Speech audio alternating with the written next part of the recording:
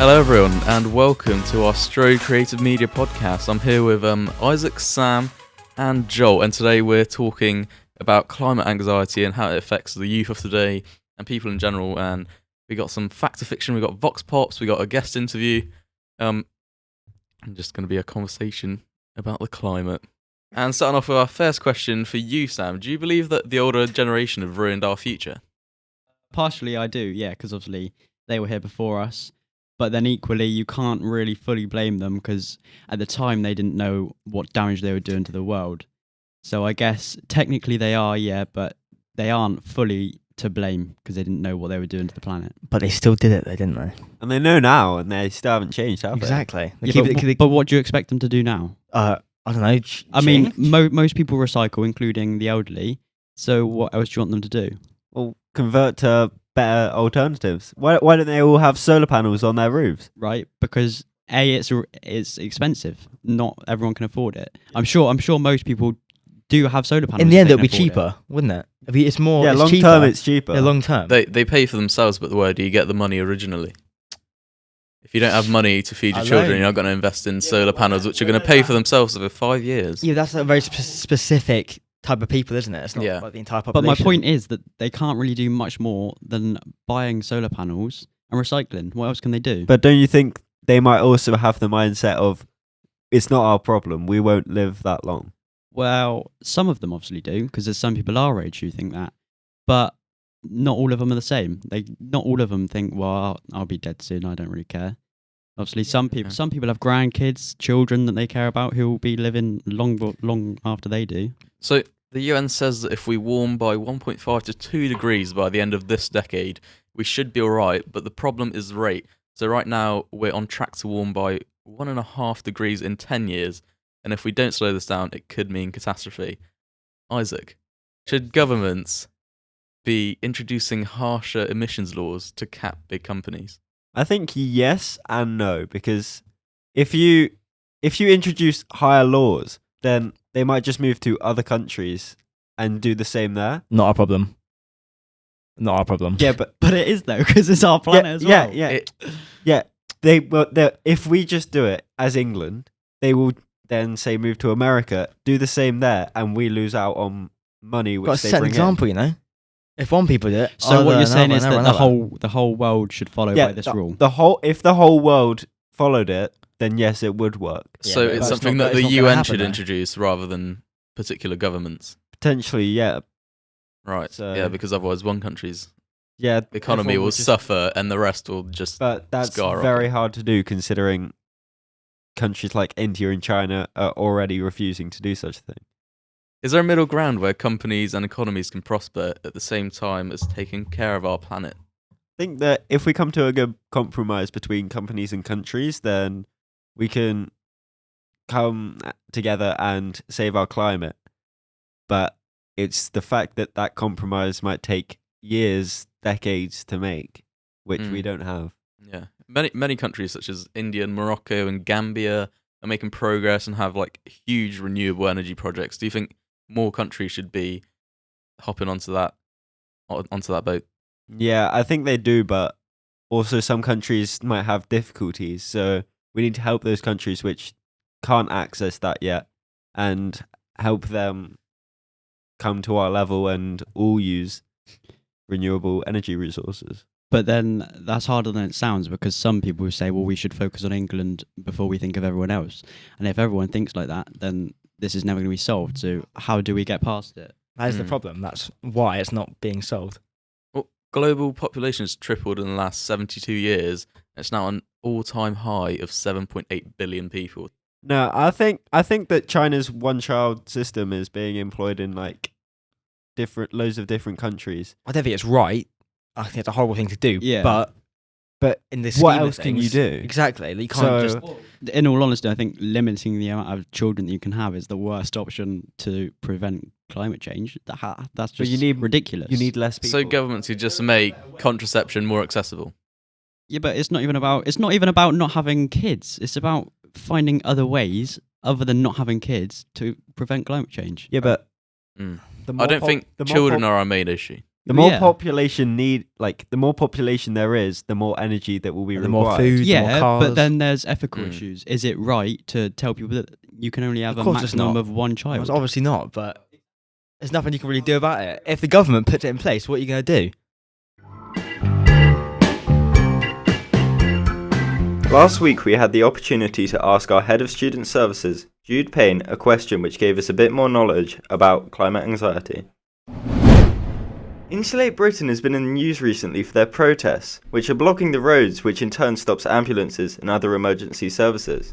How do you feel about this, and do you think they should go about it in a different way? I think it's really important for people's voices to be heard, I think protests are important in gathering people together as well, but I do think that we do need to think about the safety as well, because most people, if they're coming together to protest, are doing it for the greater good, so they need to consider that within their kind of the remit of why they're protesting and what they're going to do. Whether it tips into breaking the law, then I don't think that's a good thing.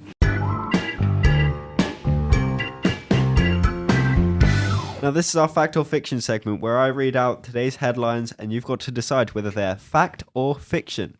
So, are you ready for our first one? Let's Yes. go. Yeah.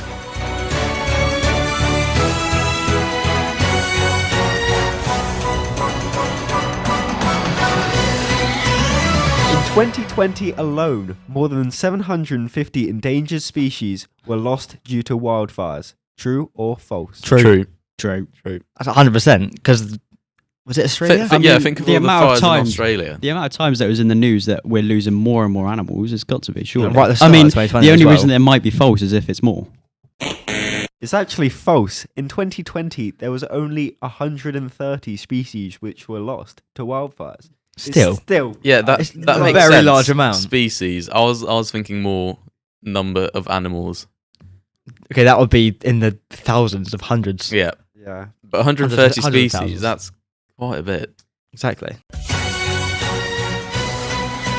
Question 2. The Australian wildfires caused over 24,500 people to lose their homes. Fact or fiction? Fact. Fiction. I'd say fiction. I reckon it was how many did you say? 24,500. I'm Unless going you- to say it was less than that, to be honest. Unless 'cause you I live in a think forest, then where the fires were, there weren't many houses. I know there was a couple, but Just a couple of houses well, no, in no, the not forest. literally two a houses. couple. But I'm not sure there was that many. So what's your final answer, please? Fiction. False. I'd say that's fact. Joel? False. Yeah, false. So we're going with fiction.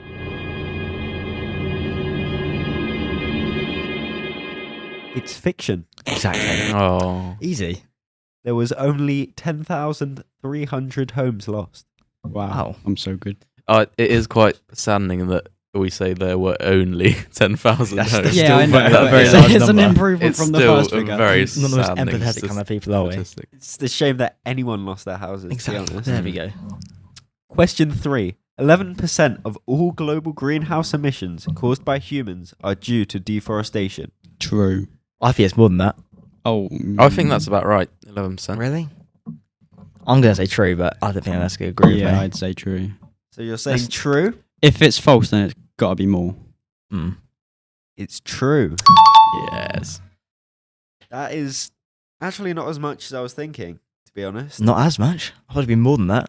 Yeah, exactly. I thought Oh. it was going to be... Yeah, but if you think of all emissions ever, Well, yeah, Yeah, but then- deforestation is a But then very they say large that part. chopping down trees is the worst thing. Yeah, yeah, it's because also- it, it's because holding it all the releases carbon. Yeah. Yeah. And also, like, they're taking in carbon and releasing O2. Yeah. So- Yeah. That's true. Question 4.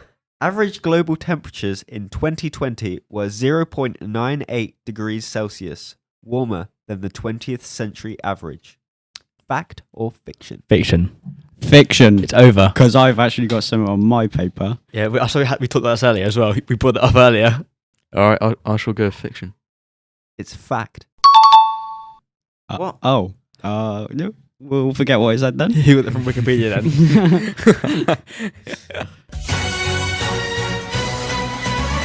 Question 5. Austria has set out plans to be completely carbon neutral by 2024 using HEP as its major green resource. What's HEP? Hydroelectric power. What does that mean? It's like dams and the Like- turbines in the dam. Yeah. Dams. Oh, like dams in the sea. That'd be such a in the sick sea. idea. Great idea. Let's not go on this one. One of the best we've had in years, wasn't it, Sam? Fact or fiction? I'm gonna. I'd say true. Hmm. I mean, I think it's Um, a bit unrealistic. seeing as but- Austria is landlocked, I'm gonna go with fiction. Yeah, but hydroelectric isn't just sea. It's rivers. Yeah, but most of the time at sea because of the waves. What are you going with, Joel? Facts. I'm going facts. Right, let's talk about it because some of our listeners might not know. Hydroelectric power is a dam which is built in a river so that water can be let through at certain times, spin turbines, and produce electricity. So it's Perfect. like paddles that spin round as the Yeah, water flows through. turbines. Right, yeah. I'm gonna say false. So basically, it's a clean way of making electricity. And carbon Ah. neutral means that it's taking in the same amount that it's producing. So it's taking in the same amount of CO2 that it's producing. Thank you very much. I'm gonna say Perfect. false then. I was going to say true, but now that he's just reminded me that it's a landlocked country, I'm going to say false. Yeah, I'm going It's fiction. false. However, Last minute. there is a town, a small town in Germany, which is carbon neutral completely because they don't allow cars in it at all. They are completely solar panel. They walk everywhere. They have bikes. So that's completely carbon neutral. That's horrendous. Mm. But that's m- good. many It's a good countries, thing, but- many countries and cities like are doing that. Like London has the ultra low emission zone, which just means that you can't go into the city centre unless your car is like a certain standard. But if it's not, you can just pay to get in. Question 6. 800,000 hectares of wildlife is lost every year. Hectares. What measurement is a hectare? I don't think it's that big. So 1 hectare is 10,000 square meters. I think it's false then because it's got to be more, surely. That's quite a lot. Yeah, 800 Large times area. 10,000. Yeah. With regards to the world, Of Yeah, wildlife, 800,000. is that wildlife as in just anything that is living, animals, like mate. trees. Trees, Yeah. bushes, animals, so on and so on. 800,000 hectares. That's a bit too extreme. Is Yeah. this in the whole world or is this in a certain Whole area? world. I don't Right. think that's true. No, Wait, I how don't long is think it? Is it every year? Every year. Yeah, no, I think that's fiction. I'm gonna say true actually. Fiction, fact, and I'm gonna go fiction. it's fact. Joel, you are correct. That is First one. very depressing. 1 for 6. Let's go. Well, it is depressing, but I was thinking it would be more, so it's positive for me. But then that is still a Wouldn't call it very positive, large Sam. amount. No, Would not but call it a it's positive. better There's- because I was thinking it was more. 189 countries have ratified the 2015 Paris Agreement. Do you guys know about the Paris Agreement? No. Yeah. Donald Trump pulled out. Go on, educate. World leaders came together in 2019 to sign the Paris Agreement, pledging to cap temperature rises by a maximum of 2 degrees by 2100. Many countries set their own targets to reduce CO2 emissions, but many, such as America, Donald Trump, pulled out, and others, such as China and Russia, are being accused of not setting ambitious targets, and we're still seeing an increase in emissions. So now that you know about it, do you think that it is true or false? I think that's false. I think it's less. Do you know what ratified means, Joel? Not particularly, no, not gonna lie to you either, guy. 189 countries have signed the Paris Agreement. I'd say true. I'd say false. Fiction. It is fact. Hey! Fact. Let's go. We've been outdone by the sea dam, man. Speak for yourself. The last question today, unfortunately. America has currently accumulated 48% of greenhouse emissions. I America. don't think it's that much. America alone. I don't think it's that much. Yeah, I think so. I think it's more. I think it's false. 79%. Wait, 79%? 48%. I'm Alright. saying 79%. I don't know, because there's China, who's a mass producer. 48.6. India, Mm. also a mass producer. Russia, not as big, but still a big one. I reckon it could be true. All right, I'll go fact. I'll go fact as well, actually. Fiction. So the overwhelming answer is fact. It is It's stupid. fiction. What? Oh, Hey! what is it then? Let's go! In 2019, China is estimated to have emitted 27% of world emissions, followed by the United States with 11%, then India with 6.6%. Those are the. Where's Russia on there? Apparently, it's not a contender really. It's only because it has In like, a really high total, the United population. States has emitted 410 billion metric tons, more than any other country. And that is the end of our fact or fiction segment.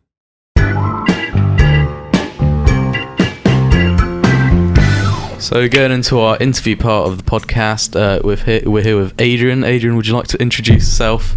Yeah, I'm Adrian Smith. I'm the course manager for the Creative Media Production course at Strode. So kicking it off with the first question, are you anxious about the climate? I am, yeah, pretty anxious, yeah, definitely. It does seem like it's all got a bit out of control, and it seems like it might be a little bit too late to do anything. So yeah, that makes me quite anxious. Do you not have a mindset that like you'll be gone before it makes any change to you? That's a good one. We'll all be dead before it happens, but some people are going to be alive when it happens, and that's worrying. And I think, you know, when you have children, it changes things a bit. So Do you think that we should be worried? I think you should be worried, but I think you should try and turn that worry into some sort of action. So do you think we can actually do something about it and change? Yeah, I think you can. So what do you do? I'm not fully vegan, but I do try and eat responsibly, and I recycle, and I cycle to work as well, which isn't recycling, that's cycling. Yeah. So do you think individual things such as that actually make a difference? I think if everybody did something, then yeah. I think if the vast majority of people don't bother because they think that there's no point, because one little person can't make much difference, then no. But if everybody did something, then it would work, wouldn't it, I guess? Mm. So we're in this mess, but who do you think is responsible? Can it be pinpointed to maybe a country or a government, or have we all participated? Well, I don't think, personally, I don't think we are, you are responsible. I don't think I'm responsible. I don't think people can hold themselves responsible. I think big companies, big corporate companies, businesses, huge global companies are responsible. They're the ones that try and blame us.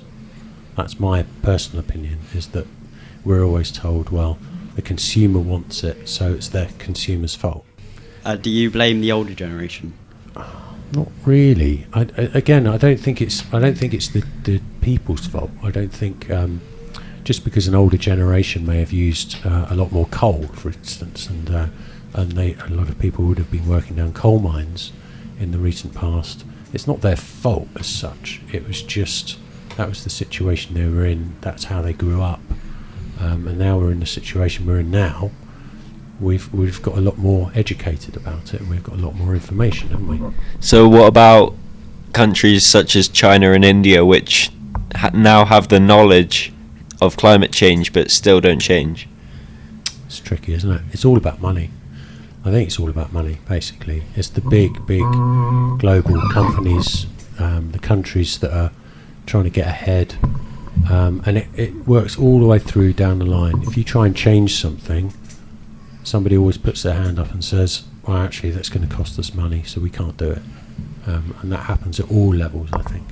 And that's what we've got to try and change. So do you think government should be doing more? Definitely. I think they're the only people that can. You know, I think they're the only people that have got any real power. I think we can all do our bit, and we can recycle, and we can eat healthy, and we can stop buying certain foods that are known to be bad for the environment, perhaps. But ultimately, it's governments that are going to make the changes, definitely. Do you think that we should tackle climate anxiety or global warming first? I don't know which one's first. I think you've got to tackle both at the same time, really. You've got to help people with their anxiety over a real situation for sure, and you've got to come up with some solutions to help you deal with that on a personal level, you know. So my advice to people would be to do something to make sure that you feel like you're doing all that you can.